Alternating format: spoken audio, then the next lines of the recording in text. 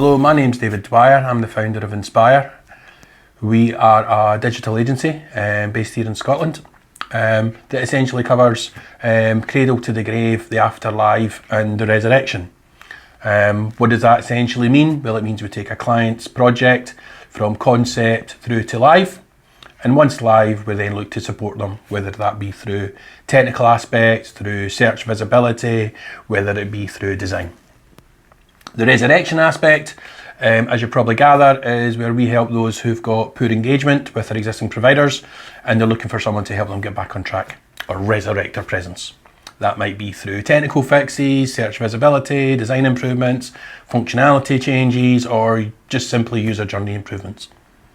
My role here at Inspire is really very much as a leader. But if you were to try and ask me how would I describe my main responsibilities, the first one would be governance. That is ensuring our business values are well understood across the business. Those business values are honesty, trust, integrity, respect and fairness. And I'm very much clear that that's what our business DNA is. And one of the important aspects for me in about showing leadership is also about trying to explain to them that these are, in the absence of a manager or in the absence of being able to ask a colleague, what is the right decision to take? And the DNA is about understanding, well, does the decision follow the business's values? Are you showing the courage of your convictions and being honest with a client or a partner about the client's asking you to do something, you fundamentally don't think it's the right thing for them to do, and you challenge them back. But you do so in a respectful way. But we also expect to be treated with respect in return. Fairness, we've actually defined it as engagement, exploration, and expectation management. We might be in a position that we have to explain a decision, engage with a partner, and manage their expectations. As such, we expect them to feel as if they're being treated fairly. But the other aspect of my responsibility is about looking at the process and about encouraging the members of staff and the teams and my head ofs within the business that it's about improvement.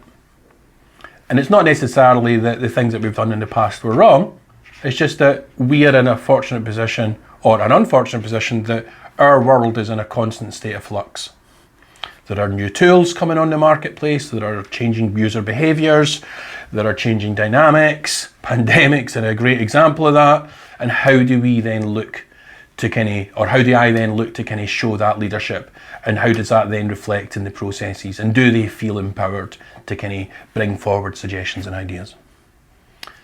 Another aspect you might want to be interested in is every day is different for me. However, there are clear things that I've set within my week that I do. So for example, I've got 3 head ofs where we're all involved in the same weekly meeting, and that follows a number of different topics that we ask the same questions every week of each of the head ofs. And it's then about the others to listen, understand what pressures they're under or understand what work they're underway with, and then start to have a conversation about how can we help each other or how we can progress that. Or at the simplest level, it could just be an appreciation that there's a lot going on and there's some challenges to be had there. Other aspects of what I do over the course of a week is maybe looking to build and strengthen alliances and relationships. We are heavily involved in BNI, which for those that don't know, are essentially a business networking group, where we're looking out for not just ourselves, but we're looking out for others and what work can we then look to try and help facilitate for them. Strategy, we're currently working on balanced scorecard. So much as we might appear to have got all our ducks lined up, actually it's a constant evolution of improvement for us. And an example of that for us just now is about getting our balanced scorecard in place, which is then about using Powerful BI, which is a Microsoft tool about business intelligence, to improve the quality of data that can help the head ofs lead to make better decisions based on the data, not just based on gut. But it also helps improve our client delivery, it improves client retention, it improves client acquisition, and we understand what are the costs of these but equally where is time being spent and where is that appropriate for it. Other things I'm involved with are HR, accounts, and looking at our client service offering. And me looking from the outside in on, is this still fit for purpose? Is there other aspects that we could be helping our clients? And a lot of the time is spent talking to clients and having them challenge us back. Where do I work? Well, in the current climate, as you can probably gather, it depends on what areas of the country are under what tier. At the moment, tier status permitting, I will be between Glasgow and Perth. We've got an office in Glasgow next to the Kingston Bridge, and we've got an office in beautiful Perth. Within that, we've got a team of 20. Predominantly, they're now working remotely. Some have chosen to work even abroad during the pandemic, so that it doesn't matter for us necessarily where you're based. What does matter is your values and also your capability of doing the job, and about communication. If I was to go back in time and give advice to myself, okay, I've never given a valedictorian speech, but I've heard a few. But if I was ever asked to do such or give advice to myself, I would say there's a number of aspects. The first one is find something that you're passionate about. I've been fortunate to be kind of talking to high school kids, and they don't know at that stage in their life what they're passionate about yet. So what I asked them to do is to say, nobody expects you to know necessarily. If you know, you're lucky. So do you like creating things? Do you like fixing things? Do you like breaking things? Okay, find something that you've got a passion for. Do you like dealing with people? Do you like working with your hands? Do you like working with your intellect? Different things, different strokes will work for different people. I've been fortunate in my career that organisations I've worked for really valued and invested in their people. That development, whether it be personal or professional, is a great opportunity, and I took it. I grabbed it with both hands. Those opportunities are now becoming rare as budgets are stretched. So when you look at a financial package or you look at joining a business, don't just look at it as based on what's my take-home pay. Look at it as a, how we'd call a pie, and how do you divide that pie up? And how much of that pie do you want to kind of leave on the table to invest in your present, in your personal development? I made sure that I got the academic background in my chosen field, then sought the work experience to finesse that academic learning. But that's not common.